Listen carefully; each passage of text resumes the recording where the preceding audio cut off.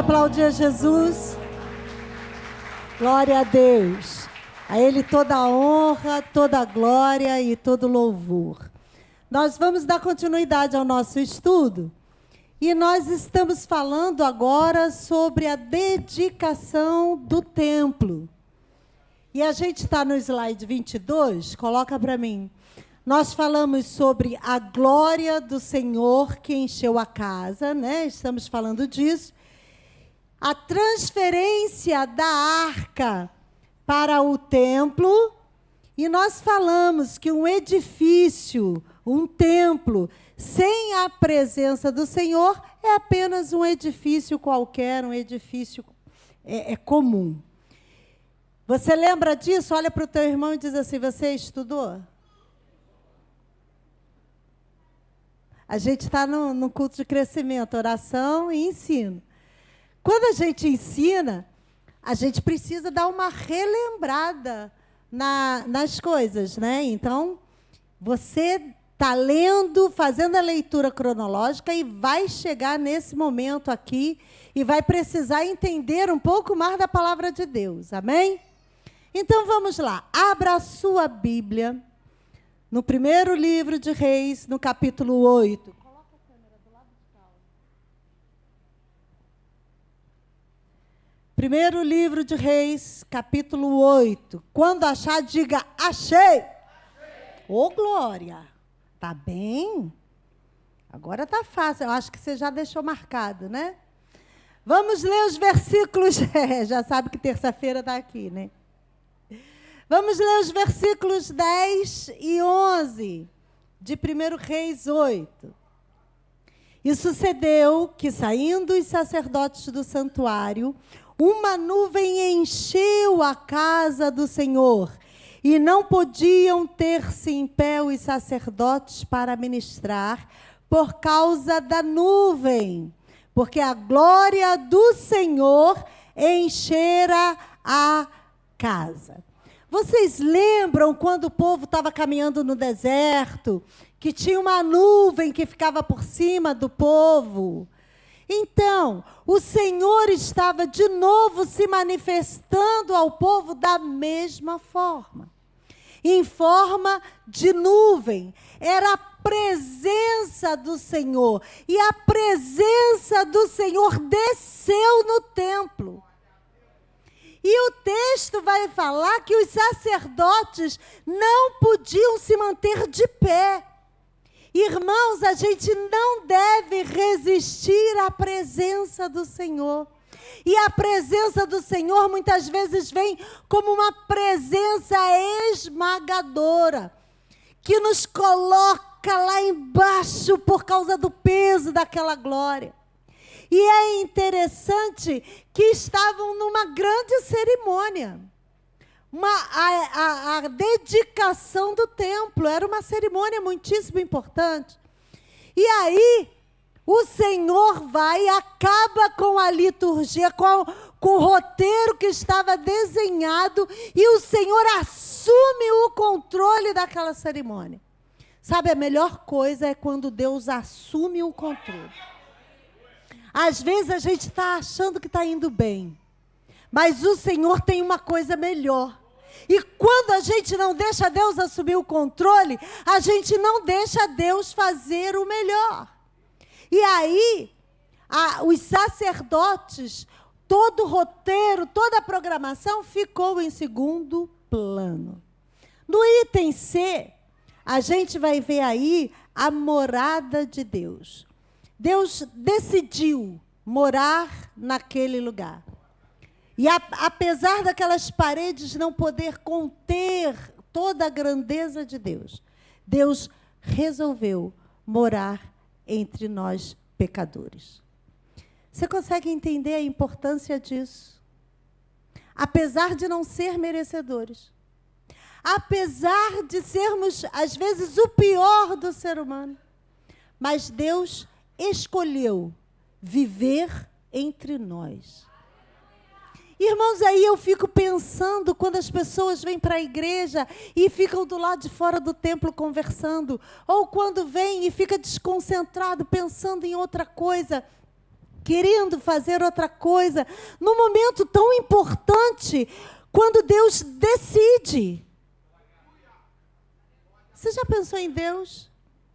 Quando a presença de Deus se desloca para estar em nosso meio. Simples pecadores, pessoas pequenas, sem importância, recebendo aquele que é grande, que é soberano, que é magnífico, que é todo-poderoso. Isso é demais para nós, aleluia. E aí, Salomão, vamos ler o versículo 14, porque a gente não vai conseguir ler o texto todo. Então, vamos ler algumas partes dos textos. O versículo 14 desse capítulo, a gente vai ver as palavras de Salomão, e o texto vai dizer assim: então, virou o rei o rosto, e abençoou toda a congregação de Israel.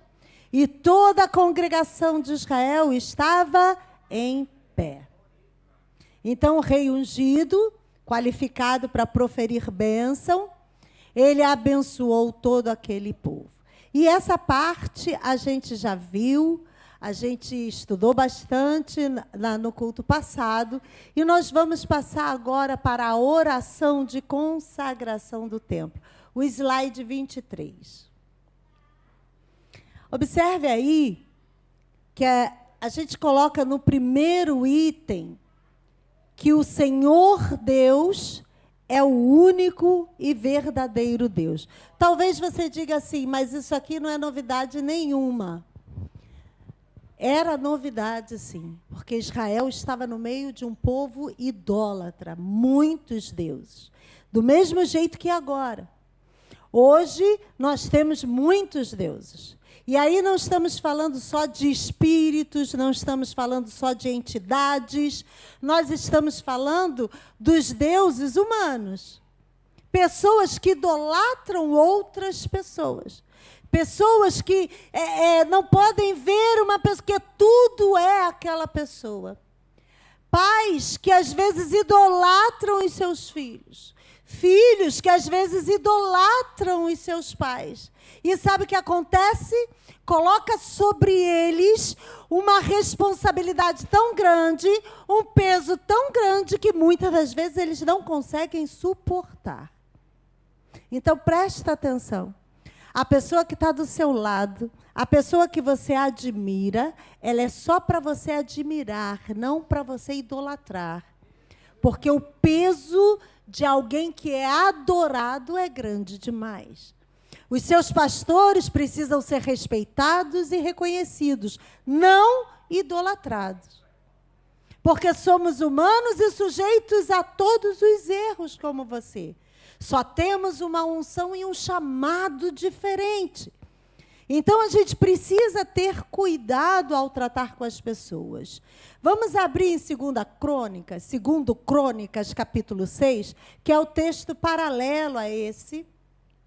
E deixa Crônicas também marcadinho. E nós vamos ler no capítulo 6, dos versículos 19 até o versículo 21, a oração de consagração do templo.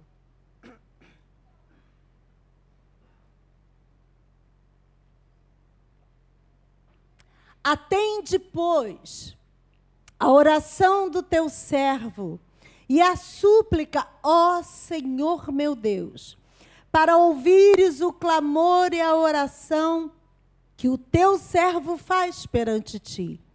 Que os teus olhos estejam dia e noite abertos sobre este lugar, que disseste que ali porias o teu nome, para ouvires a oração que o teu servo fizer neste lugar. Ouve, pois, as súplicas do teu servo e do teu povo de Israel, que fizerem neste lugar, e ouve tu, do lugar da tua habitação, desde os céus. Ouve, pois, e perdoa. Aleluia! Salomão fala que os teus olhos estejam abertos sobre este lugar. Salomão tinha uma preocupação. Ele queria deixar fechado com Deus, de que as orações que fossem feitas naquele lugar seriam ouvidas. Que aquele lugar seria o centro nacional da oração, da união do povo em oração. E a palavra de Deus diz que toda oração que for proferida naquele lugar, Deus ouvirá. Ah, pastor, isso era no Antigo Testamento. Por que não serve mais o Antigo Testamento? Invalidou-se isso. Pelo contrário, é válido e estendido, porque aqui é a casa do Senhor. E essa casa, quando a gente ora, também Deus ouve. Quando eu estive em Israel, essa última vez, e estava no Muro das Lamentações, eu abri todos os pedidos de oração que me deram para levar para lá. E eu clamei, naquela hora, pelo cumprimento da palavra do Senhor. E eu disse, Senhor, a tua palavra diz que aquela oração, que a oração que é feita nesse lugar, o Senhor ouve. Então eu comecei a abrir os pedidos de oração e um por um, levei um tempão, irmão, glória a Deus, mas um por um, eu fui lendo e colocando diante do Senhor, na certeza de que o Senhor estaria ouvindo aquela oração. Hoje você teve a oportunidade de estar orando aqui nesse lugar. Muitos de joelhos, muitos chorando, clamando ao Senhor. Tenha certeza de que o Senhor ouviu a tua oração. Aleluia! E a oração de Salomão começa com esse pedido. Ouça, Senhor, as orações que serão feitas nesse lugar. Porque esse lugar terreno, irmão, é apenas o pátio do céu onde Deus está nos aguardando. Então aqui a gente abre as portas, a gente move os braços de Deus, a gente atrai a nuvem da presença de Deus. Aleluia. O item A do nosso slide fala: o Senhor Deus é o único Deus verdadeiro. Volta em 1 Reis, no capítulo 8. É legal a gente ficar indo e vindo para a gente ficar aprendendo bem a manusear a palavra. Vamos ler o versículo 27. Mas se você puder ler todo o texto em casa, é dos versículos 23 até o 30. Esse é o texto que estamos nos baseando agora, mas nós vamos ler o 27. Mas, na verdade, habitaria Deus na terra? Eis que os céus e até o céu dos céus te não poderiam conter, quanto menos esta casa que eu tenho edificado. Que coisa linda que Salomão está reconhecendo. Que nada pode conter Deus, mas que, apesar disso, Deus decide morar no meio do seu povo. Mais ainda, libera o Espírito Santo para morar dentro do seu povo. Olha para o seu irmão e diz assim: o Espírito Santo vive em você.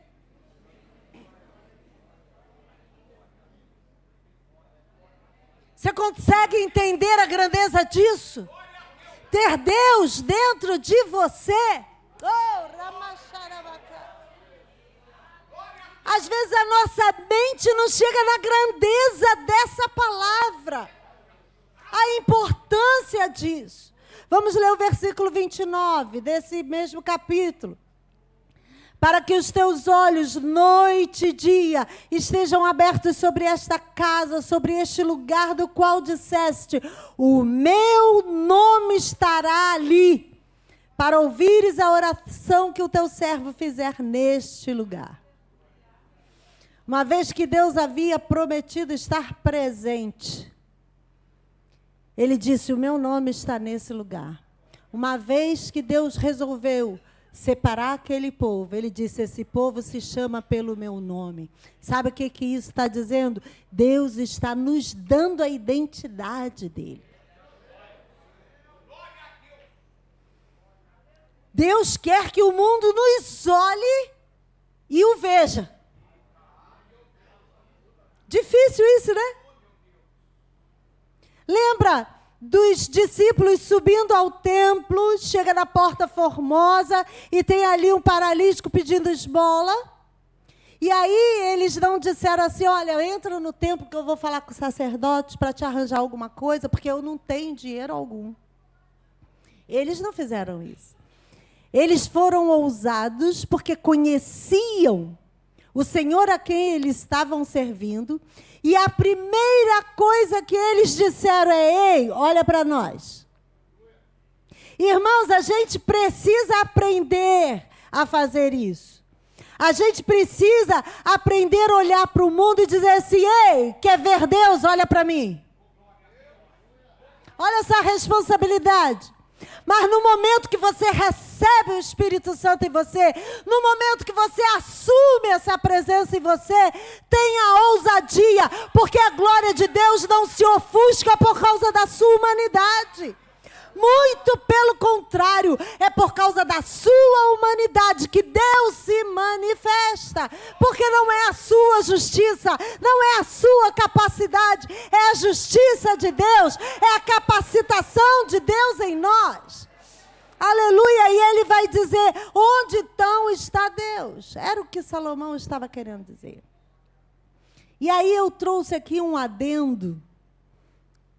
Bota de volta a minha transparência. A presença de Deus. Onde Ele está?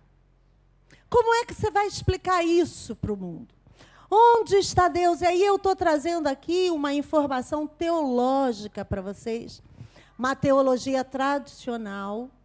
Não estou trazendo neoteologia, estou trazendo uma teologia tradicional. Falando de Deus, do ser de Deus, da providência, da experiência de encontrar Deus, de cultuar Deus. O primeiro ponto, essa teologia, no sentido teológico mesmo, podemos dizer que Deus está em toda parte. Sim ou não, irmãos? Por que Deus está em toda parte? Diga assim, porque Ele é onipresente. Pode falar com vontade, porque Ele é onipresente. Se Ele é onipresente, Ele está em todos os lugares ao mesmo tempo. E é assim que acontece. O Senhor vê todas as coisas pelo seu poder, pela sua plenitude. Ele pode estar em todos os lugares ao mesmo tempo. Ele é capaz de dar atenção ilimitada para todos. Ele pode observar todas as circunstâncias, todos os fatos, todas as pessoas ao mesmo tempo, tudo que está acontecendo com todo mundo. Vamos verificar nesses textos que eu coloquei aqui. Salmo 139, versículos 7 e 10. Eu vou ler para você com a projeção para ser mais rápido. O salmista vai dizer assim, para onde me irei do teu espírito? Ou para onde fugirei da tua face? Se subir ao céu, tu aí estás. Se fizer no Seol a minha cama, eis que tu ali estás também. Se tomar as asas da alva, se habitar nas extremidades do mar, até ali a tua mão me guiará e a tua destra me susterá. Aonde você for. Jeremias 23, versículos 23 e 24. O profeta vai dizer, sou eu apenas Deus de perto, diz o Senhor, e não também Deus de longe? Esconder-se-ia alguém em esconderijos, de modo que eu não o veja, diz o Senhor. Porventura não encho eu os céus e a terra, diz o Senhor. O Senhor está dizendo, não importa onde você esteja, eu estou naquele lugar. Atos 17, versículos 24 até o 28. O Deus que fez o mundo e tudo que nele há, sendo Senhor do céu e da terra, não habita em templo feitos por mãos de homens, nem tampouco é servido por mãos de homens, como que necessitando de alguma coisa. pois Ele mesmo é quem dá a todos a vida, a respiração e todas as coisas. E de um só fez toda a geração dos homens para habitar sobre toda a face da terra, determinando os tempos já dantes ordenados e os limites da sua habitação, para que buscassem ao Senhor, se porventura tateando o pudessem achar, ainda que não está longe de cada um de nós. Porque nele vivemos e nos movemos e existimos, como também alguns de vossos poetas disseram, pois somos também sua geração. Deus está em todos os lugares, porque Ele é onipresente. Mas há um outro sentido da presença do Senhor. O item 2. Coloque a transparência, por favor. As Escrituras também falam da presença de Deus como seu cuidado providencial, especial, por certas pessoas e lugares. Então, Deus está em todos os lugares. Mas quando a gente fala da presença de Deus, nesse sentido, da presença de Deus, é a sua demonstração de interesse por algumas pessoas em alguns momentos. Não que um seja melhor do que o outro. Se Deus está em todos os lugares, pensa no momento que Daniel estava na cova dos leões. Deus estava em todos os lugares. Quantas outras pessoas foram mortas por causa do nome do Senhor? Quantas outras pessoas, inclusive no Novo Testamento, na época de Atos, morreram, padeceram, os próprios discípulos, a gente tem estudado isso. E Deus não estava ali presente? Sim, estava. Só que a presença de Deus também ela é manifesta quando Deus decide, em momento determinado, manifestar o seu cuidado. Porque tem um interesse especial naquela questão. E às vezes a gente diz assim, por que Deus não interviu aqui? Deus não estava presente? Estava sim, irmãos. Deus está cuidando de todas as coisas. Mas tem momento que Deus intervém na história. Por quê? Porque Ele tem um propósito muito maior para realizar. E Deus, Ele prometeu, naquele momento da consagração do templo, Ele prometeu que estaria com o seu povo.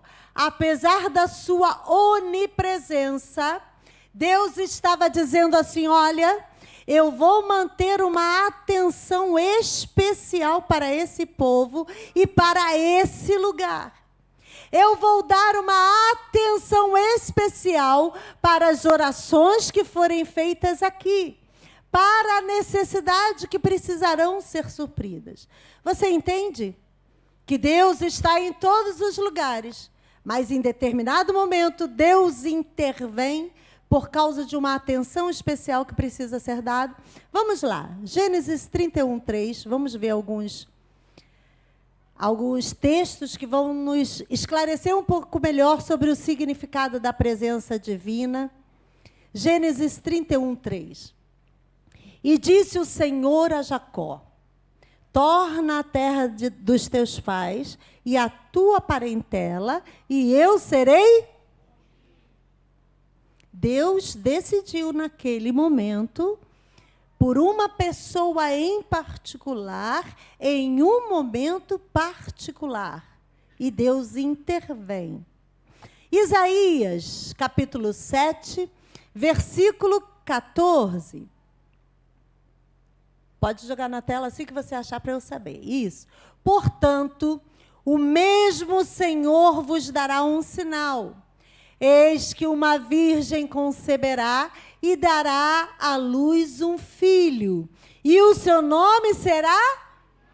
Significa? Segundo Crônicas 13:12. Eis E eis que Deus está conosco à nossa frente. Como também os seus sacerdotes tocando as trombetas para dar alarme contra vós, ó filhos de Israel. Não pelejeis contra o Senhor, Deus de vossos pais, porque não prosperareis. Deus está onde que está o texto dizendo? À frente. Você está entendendo? Deus estava presente o tempo todo. Mas em determinado momento, Deus se posicionou de modo particular. Mateus 28, 20. Ensinando-as a guardar todas as coisas que vos tenho mandado. Eis que estou convosco todos os dias. Até quando? Deus está conosco todos os dias. Mas quantas vezes Deus interviu, libertou você, livrou você de pessoas malignas, de acidentes, e você sequer viu. Porque Ele decidiu estar presente de modo diferente com você. Por vezes, Deus se retirava do meio do seu povo e deixava o povo temporariamente por conta própria. Mas o Senhor é onipresente. Mas esse cuidado, essa presença determinada, Deus de vez em quando. Sabe, irmãos, Deus está presente sempre, é onipresente. Mas de vez em quando a gente pisa na bola, Deus... Essa presença providencial. Segundo Crônicas 12, 5. Então veio Semaías, o profeta, a Roboão, e aos príncipes de Judá que se juntaram em Jerusalém por causa de Sisaque, e disse-lhes: assim diz o Senhor, vós me deixastes a mim, pelo que também eu vos deixei nas mãos de Sisaque. Deus tirou. Deus saiu. Deus não estava vendo? Estava sim. Mas Deus disse, estou deixando vocês por conta própria. Porque é esse o caminho que vocês estão escolhendo. Êxodo 29, 5. Irmãos, eu estou trazendo esses textos todos para isso ficar bem fixado na nossa mente. Ezequiel 29, 5. E te deixarei no deserto, a ti e a todo peixe dos teus rios, sobre a face do campo cairás.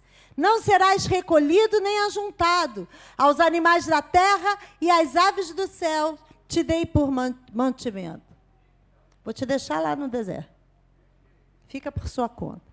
Devido ao pecado e à infidelidade, Deus se distancia de nós. E quando Deus sai de nós, vou dizer uma coisa para você.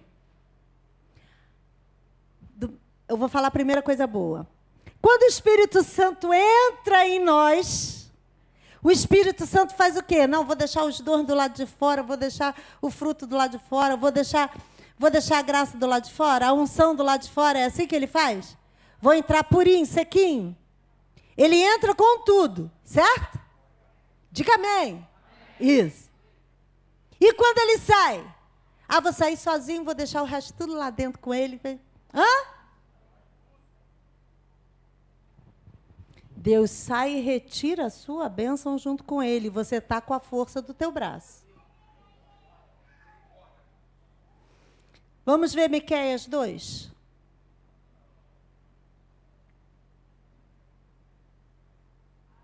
Miqueias, capítulo 2, versículos de 8 a 10. Mas há pouco se levantou o meu povo como um inimigo. De sobre a vestidura tiraste a capa daqueles que passavam seguros, como homens que voltavam da guerra. Lançaste fora as mulheres do meu povo, da casa de suas delícias, dos seus meninos tiraste o meu louvor para sempre. Levantai-vos e andai, porque não será aqui o vosso descanso, por causa da corrupção que destrói, sim, que destrói grandemente. O Senhor disse, pode seguir adiante. Levanta e vai você. Porque o que você está fazendo é corrupção. É desvio da palavra. Você está criando seu próprio caminho. Não vou com você. Vai sozinho. Quando essa presença de Deus, ela já não é evidente na nossa vida, a gente precisa parar e começar a procurar no Senhor. Aonde, Senhor, estou errando? Me dá de novo, Senhor, o seu favor. Lembra de Esther agradando o rei? Procure agradar novamente ao Senhor, porque o favor não está alcançando a sua vida. Tem alguma coisa de errado. Deus se retirou. Aleluia. Mas quando Deus está sempre conosco, mostrando o seu cuidado, a sua bênção, apesar de todos os problemas, Ele se mantém fiel a nós. Slide 24. Vamos ler aqui o item 3. O terceiro sentido da presença de Deus no mundo se refere à sua presença especial em encontros dramáticos com o seu povo. Irmãos, tem encontro com Deus que é assim, excepcional, acontece só uma vez, a coisa só falta aqueles sons, luzes acontecer, porque são coisas muito especiais. Por quê? Deus, além da onipresença, Deus, além da providência, em algumas situações raras, Ele manifesta uma presença muito mais intensa. Na hora que Ele está se aproximando para abençoar, há um grande reboliço no mundo espiritual. Por quê? Porque é como se a presença viesse rompendo o mundo espiritual para chegar e se manifestar. Você lembra o texto que a gente leu? Que os sacerdotes não conseguiram ficar de pé por causa da presença. Vamos ler em Gênesis, capítulo 32, versículos 24 até o 32. Gênesis 32, 24. Jacó, porém, ficou só, e lutou com ele um varão até que a alva subia. E vendo que não prevalecia contra ele, tocou a juntura de sua coxa e se deslocou a juntura da coxa de Jacó lutando com ele. E disse, deixa-me ir, porque já a alva subiu. Porém ele disse, não te deixarei ir, se não me abençoares. E disse-lhe, qual é o teu nome? E ele disse, Jacó.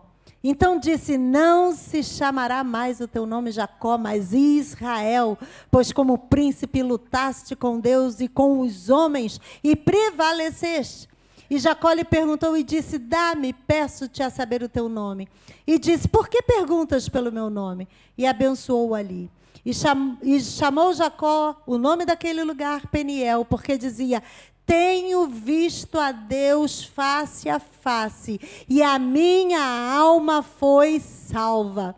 E saiu-lhe o sol quando passou a Peniel, e manquejava da sua coxa. Por isso os filhos de Israel não comem o nervo encolhido que está sobre a juntura da coxa até o dia de hoje, porquanto ele tocara a juntura da coxa de Jacó no nervo encolhido. Não sei você, mas quando eu leio a palavra de Deus, eu monto uma cena assim na minha cabeça, né? Quem gosta de escrever peça, participar de peça, a gente faz isso. Com fundo musical, com efeito de iluminação, boto tudo numa cena só na minha cabeça. Imaginou Jacó deitado numa pedra? E, de repente, ele abre os olhos e tem uma escada ligando terra e céu. E os anjos do Senhor, irmão, se um anjo só já dá aquele arrepio danado, os anjos do Senhor subiam e desciam por aquela escada. Até que chega o príncipe do Senhor e Jacó luta com ele. Está imaginando a cena? Jacó luta com ele. O príncipe, se quisesse, já tinha matado Jacó só no primeiro contato. Mas não, ele deixou Jacó lutar. E luta com ele e tal. E chega uma hora que ele diz assim, agora deu. Pá! Toca em Jacó e diz assim, eu vou mudar o teu nome. Senhor, essa cena toda, essa coisa espetacular toda, só para mudar meu nome. E Jacó queria, então me diz o seu. Irmão, tem coisa que Deus faz, recebe, porque Deus dá na medida certa. Deus disse assim, eu só preciso mudar teu nome, mudar quem você é dentro da tua alma. Não é mais Jacó, enganador, usurpador, nada disso não. É Israel, é príncipe. E Deus tem um encontro com a gente, irmão, espetacular. Se você ainda não teve, vou te chamar para o próximo culto, você vir para o altar e dizer, Senhor, eu preciso de um encontro dramático com o Senhor. Agora, cuidado com o que você pede. Ele pode botar uma escada cheia de anjos subindo e descendo, mas ele pode te levar para dentro de uma caverna escura, para você aprender que você é dependente dele e que ele faz do jeito que ele quer, mas não vai deixar de ser um encontro dramático, amém? Vamos ver um outro texto, porque Deus às vezes promove um encontro dramático, mas para julgar. 2 Crônicas 20, versículo 9.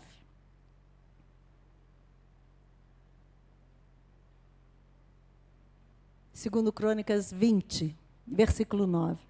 Se algum mal vos sobrevier, espada, juízo, peste ou fome, nós nos apresentaremos diante desta casa e diante de ti, pois teu nome está nesta casa, e clamaremos a ti na nossa angústia, e tu nos ouvirás e livrarás.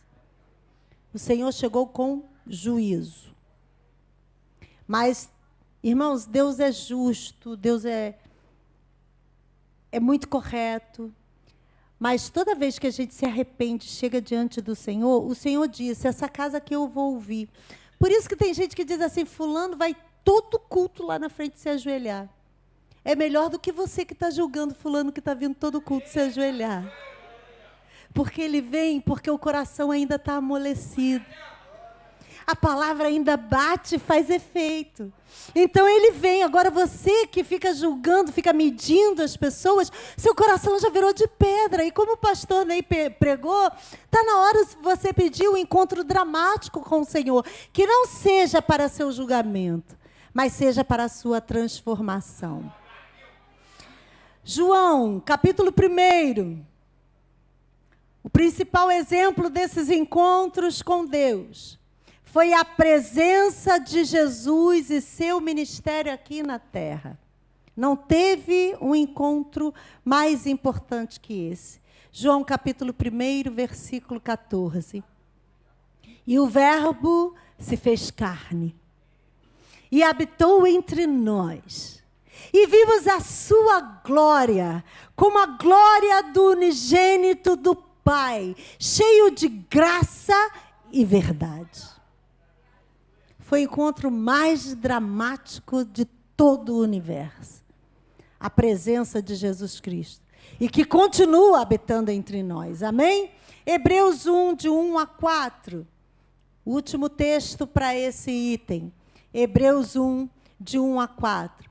Havendo Deus antigamente falado muitas vezes e de muitas maneiras aos pais pelos profetas, a nós falou-nos nestes últimos dias pelo Filho, a quem constituiu o herdeiro de tudo, por quem fez também o mundo, o qual, sendo o resplendor da sua glória e a expressa imagem da sua pessoa, e sustentando todas as coisas pela palavra do seu poder, havendo feito por si mesmo a purificação dos nossos pecados, assentou-se à destra da majestade nas alturas, feito tanto mais excelente do que os anjos, quando herdou mais excelente nome do que eles.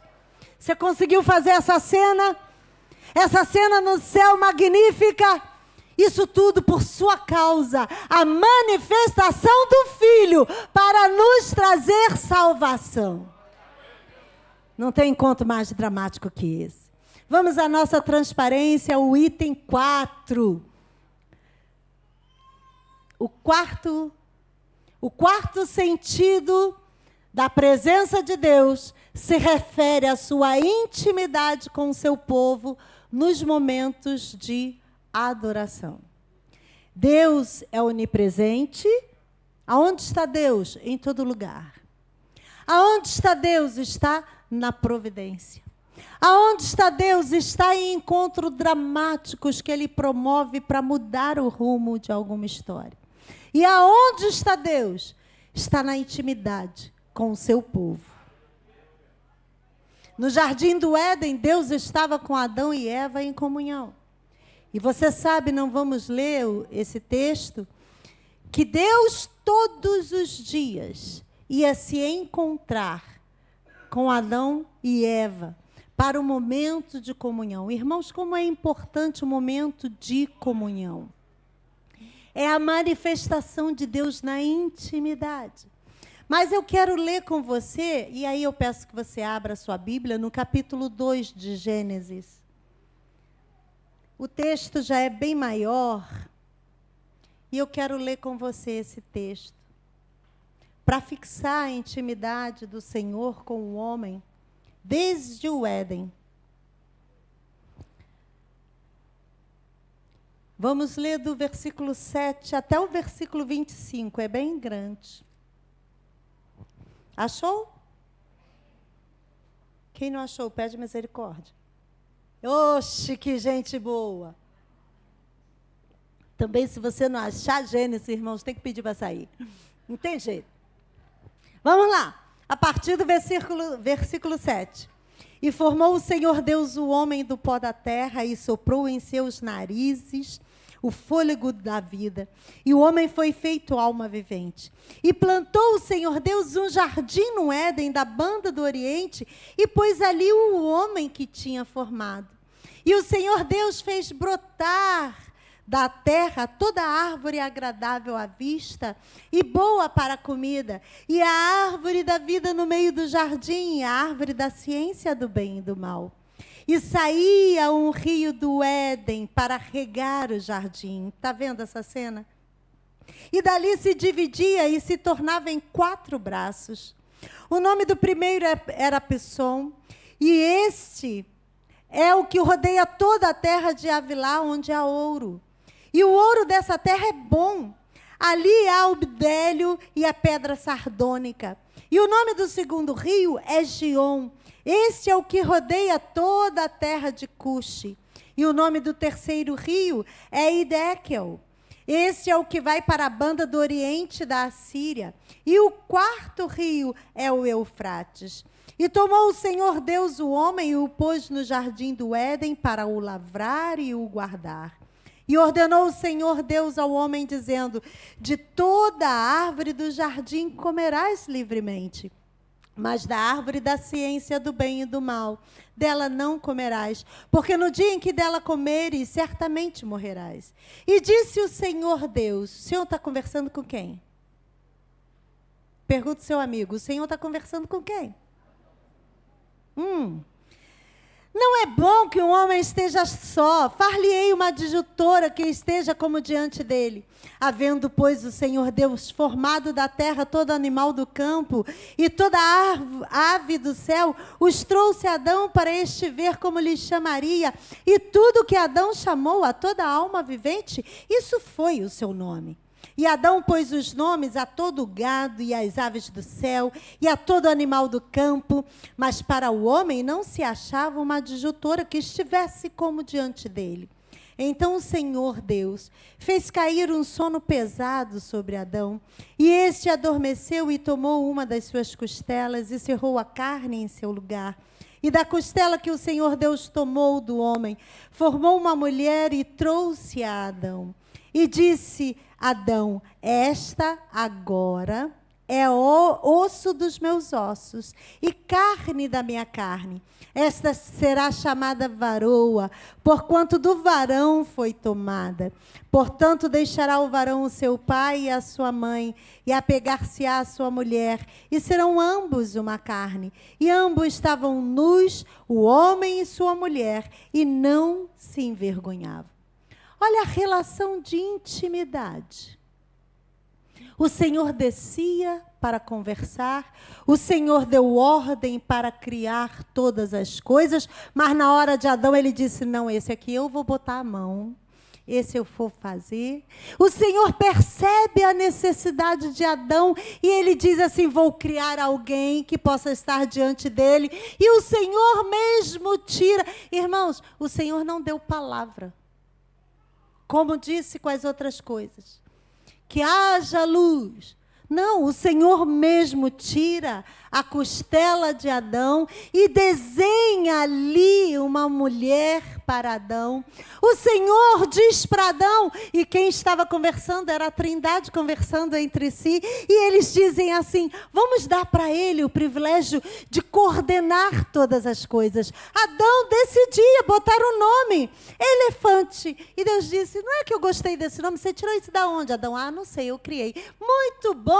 E o Senhor, na intimidade com Adão, foi permitindo que tudo que Deus criou, que Ele tinha criado, foi permitindo que Adão se aproximasse, que Adão manipulasse, que Adão decidisse sobre isso. Você vai dar essa autoridade para quem você não tem intimidade? Você vai permitir que tudo que você faz, a empresa que você cuida, alguém que não tem intimidade entre e mude todas as coisas?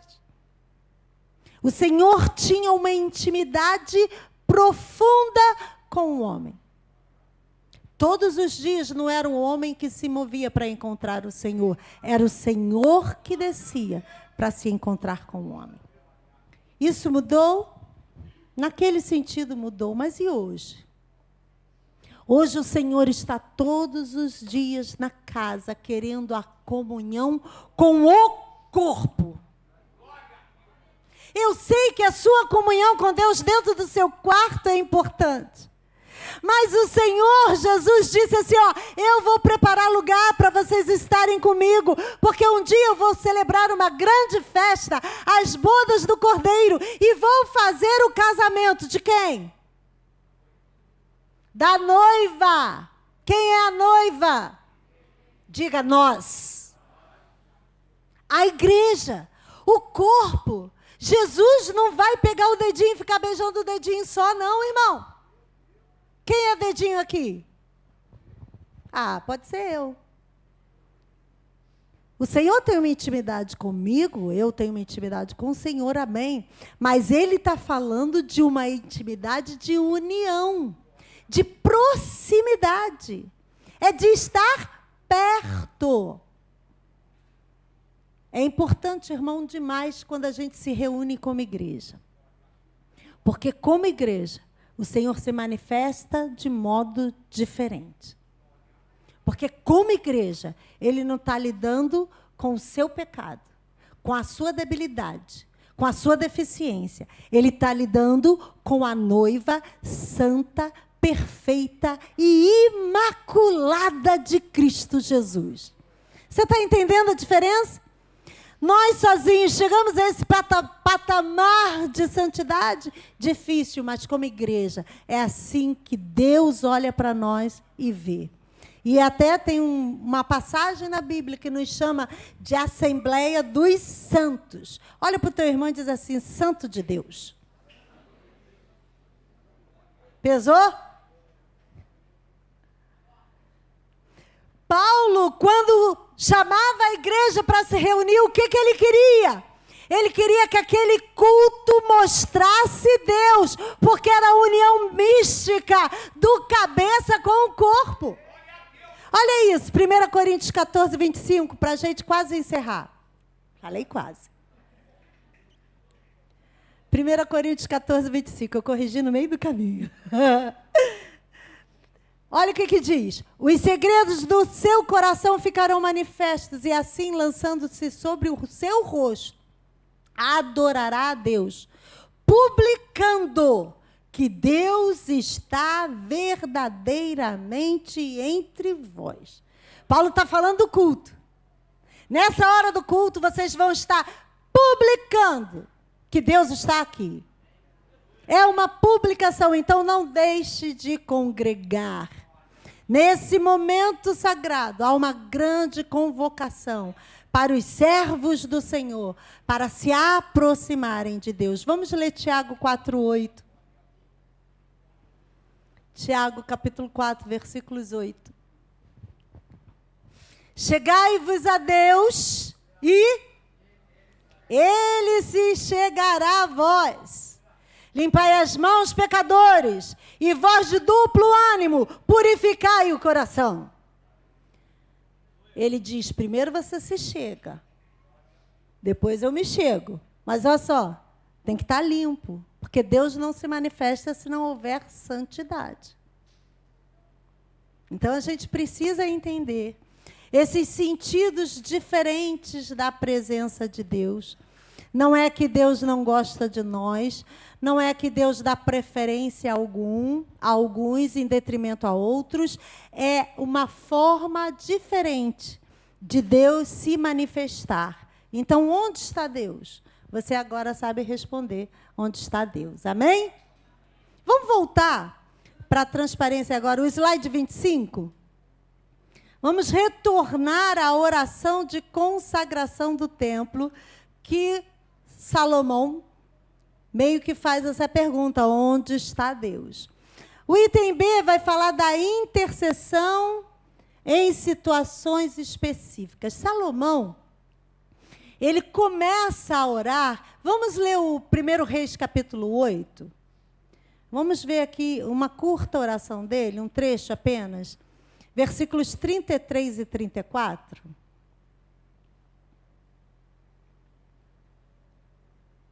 1 Reis 8, 33 e 34.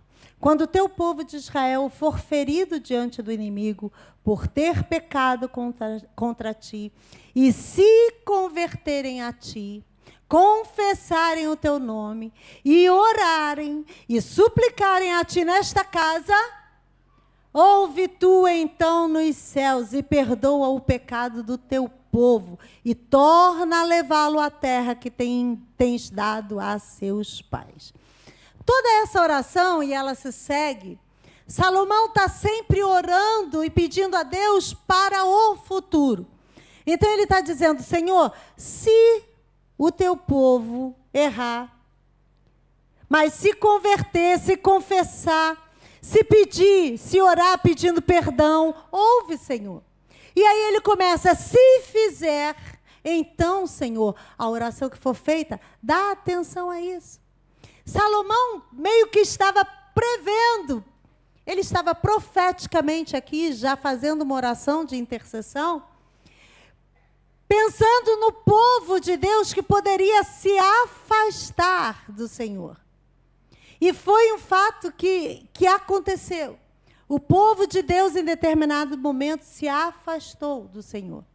E aí, o que Deus faz? O Senhor permitiu que fossem dominados pelo inimigo. Sabe, irmãos, quando a gente se afasta para o Senhor, existe um ministério de intercessão nessa casa, que ora pelo que está acontecendo, mas que deve também se aplicar em orar pelo que pode acontecer. Por exemplo, a oração, ela é como uma preparação da terra para ser levada a semente do evangelho para ser plantada. Por quê? Para a gente jogar uma semente numa terra dura, a semente vai ficar ali naquela terra dura e não vai brotar, porque ela não vai encontrar espaço para descer na terra. Então, a oração é como se fosse lá o trator da produção agrícola, que vai lá e cavuca o chão, deixa o chão todo amolecido, todo fofinho. E o que acontece? Logo a seguir, vem o semeador e vai jogando as sementes naquele campo já arado. E a semente, depois, com a rega devida e tudo mais, ela vem e brota. Então, a oração, uma das coisas que ela faz é preparar o terreno para a semente. A igreja tem feito um trabalho, o Em Obras, que você já conhece muito bem, que primeiro a oração tem que ir na frente. Por quê? A palavra vai ser semeada num solo que está pronto para receber. E mais do que isso, no Em Obras é um processo de libertação. O que é que está acontecendo? Quando começa a limpar aquela imundície, quando começa a tirar as bebidas, começa a tirar as drogas, começa a trazer limpeza, o demônio não pode ficar nesse lugar, porque a ação de Deus entrou naquele lugar. Então, há um processo de libertação. E para onde foi o demônio? Pergunta para o seu irmão. Responde agora. Está desalojado. O gadareno, endemoniado gadareno. O Senhor falou assim, sai dele. Aí ele falou assim, poxa, não dá pelo menos para ir ali nos porcos? O Senhor autorizou. E se o Senhor não tivesse autorizado? Aonde estariam aqueles demônios? Na região, sem ter lugar para pousar. E aí ia ficar aguardando a oportunidade. Quem der brecha, olha para o teu irmão e diz assim, não dá brecha não, mano. Mas, como receberam autorização para entrar nos porcos, eles entraram nos porcos e o que aconteceu com os porcos? Se jogaram do abismo. Satanás veio matar, roubar e destruir. Estamos numa guerra espiritual, estamos num processo de libertação que mais do que nunca precisamos estar em oração.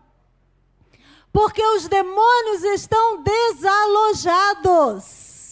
E nós precisamos manter sob proteção da oração intercessória esse povo que se chama pelo nome do Senhor. Povo, levantai. Porque é levantai que está catucando com várias curtas os demônios, amém? Então olha para o teu irmão e diz assim, ora mais, irmão.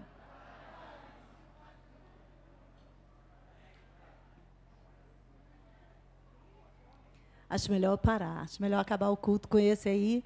A gente ora mais e aí você fica pensando, quinta-feira você vem no culto, cheio de Deus, renovado pela oração, e vem receber o poder de Deus aqui nesse lugar. Porque o outro item vai demorar um pouquinho mais, e aí a gente vai ultrapassar nosso tempo. Eu quero convidar você a se colocar em pé.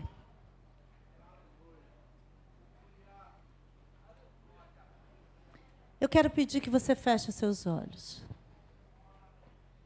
Comece a se desligar do natural. Comece a ver a glória de Deus nesse lugar. Porque Deus está aqui. Se Deus está aqui, todo o seu séquito está junto com Ele. Toda a sua glória está junto com Ele. O Espírito Santo, Ele sabe que tem liberdade para agir nessa casa, segundo a sua própria vontade, porque somos todos servos. Estamos submissos, sujeitos à sua vontade. E eu quero que você consiga enxergar, mesmo na sua visão limitada, consiga contemplar uma parte dessa glória. E eu quero que você veja essa glória envolvendo você.